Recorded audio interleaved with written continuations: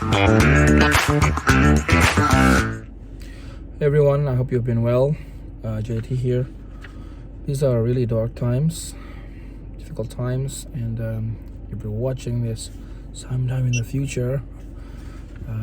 It is today, the 18th of August, 2021, and over the last weekend, we heard the news of Afghanistan falling into the hands of the Taliban again. After 20 years, 20 years of the West staying there, and America pulled out, and the Taliban conquered the country again. Some people, like my students, are not old enough to have seen the beginning of this conflict, but I was there. I still remember the very beginning of it, 9/11. I remember my mom coming to my room telling me, hey, America has been attacked, and then watching in the news the coalition of different countries going into Afghanistan and Iraq. Anyway, that's only one thing that is discouraging, I suppose, in a sense. But yeah, that's only one thing that's going wrong in the world. It's in the grand scheme of things, in the grand scheme of eternity, it's only a blip. But right now, the world is going through really tough times, and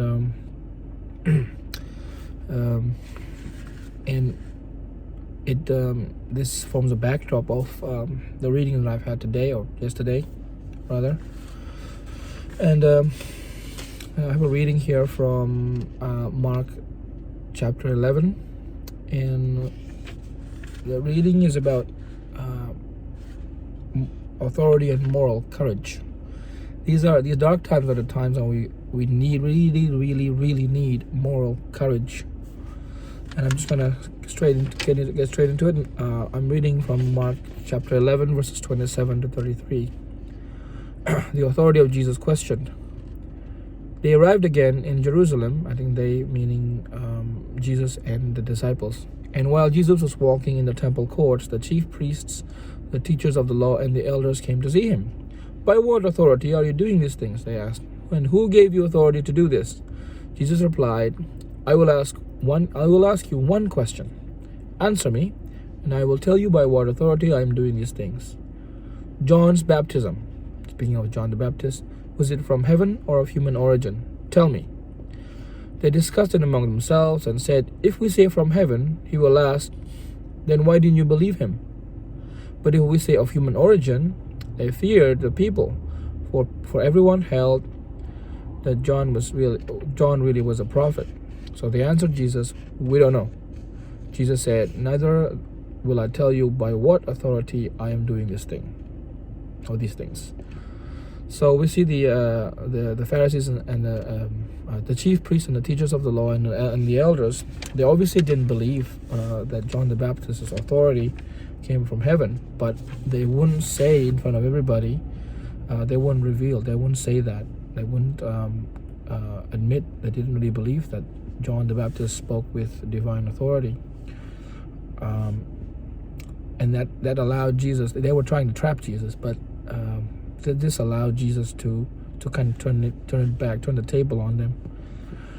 And what I got out of that is the question of moral courage.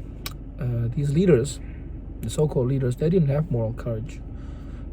Now, they were wrong, because John the Baptist's authority actually did come from God, but they didn't have enough moral courage to state what they believe, because it says here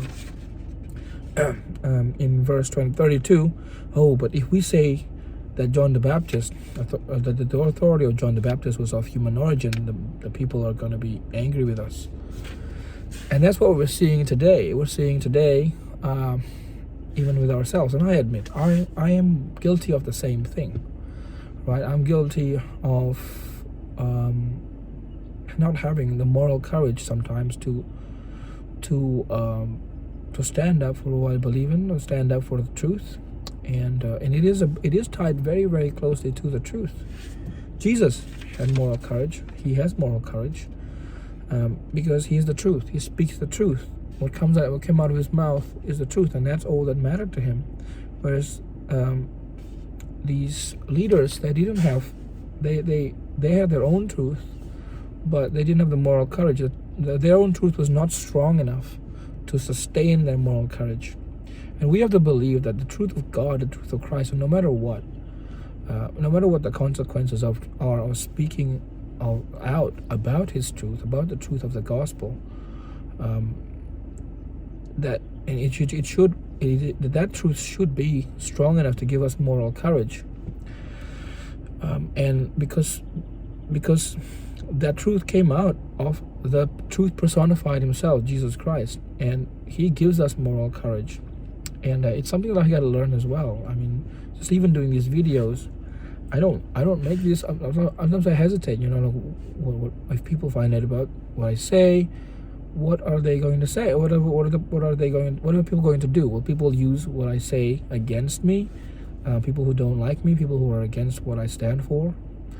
But remember that these are precisely the times when moral courage is needed. And if it's not us, then who? If God is wanting to use us, and if we say we don't answer His call, then He will get somebody else. Like Mordecai said to Esther, Queen Esther, you may not have the more. That's also another good story of moral courage. Queen Esther had the moral courage.